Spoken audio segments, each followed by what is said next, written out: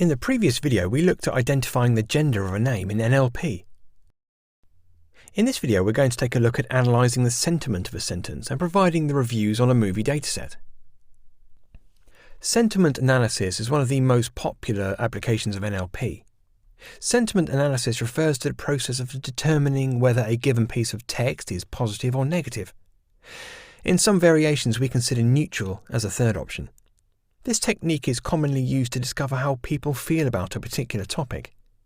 This is used to analyse sentiments of users in various forms, such as marketing campaigns, social media, e-commerce customers, and so on. First, we create a new Python file and name it sentimentanalysis.py. We then import these three packages. Next, we define a function to extract features. Now, we need training data for this, so we use the movie reviews in NLTK. Let's now separate these into positive and negative reviews. So we've done this here. Then divide the data into training and testing datasets.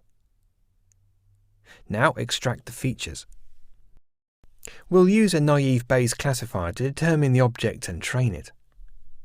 The classifier object contains the most informative words that it obtained during analysis. These words basically have a strong say in what's classified as a positive or negative review. Let's print them out with this line of code. Now let's create a couple of random input sentences. Next, we run the classifier on those input sentences and obtain the predictions. Now let's print the output. Finally, we're ready to run this code. As you can see, this file, you can see three main things printed on the terminal. The first is the accuracy, as you see on your screen. The next is a list of most informative words. And the last is the list of predictions, which are based on the input sentences and the probability. Before we end, let's understand how this works. So we used NLTK's naive Bayes classifier for our task here. In the feature extractor function, we basically extract all the unique words.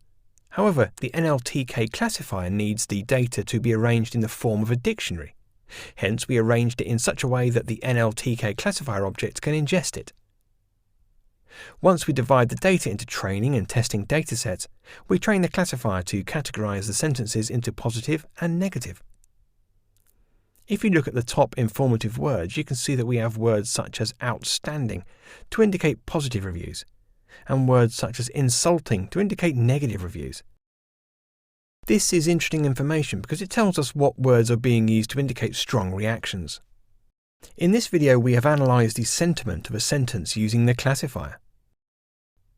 In the next video, we'll learn how to identify the patterns in text using topic modelling.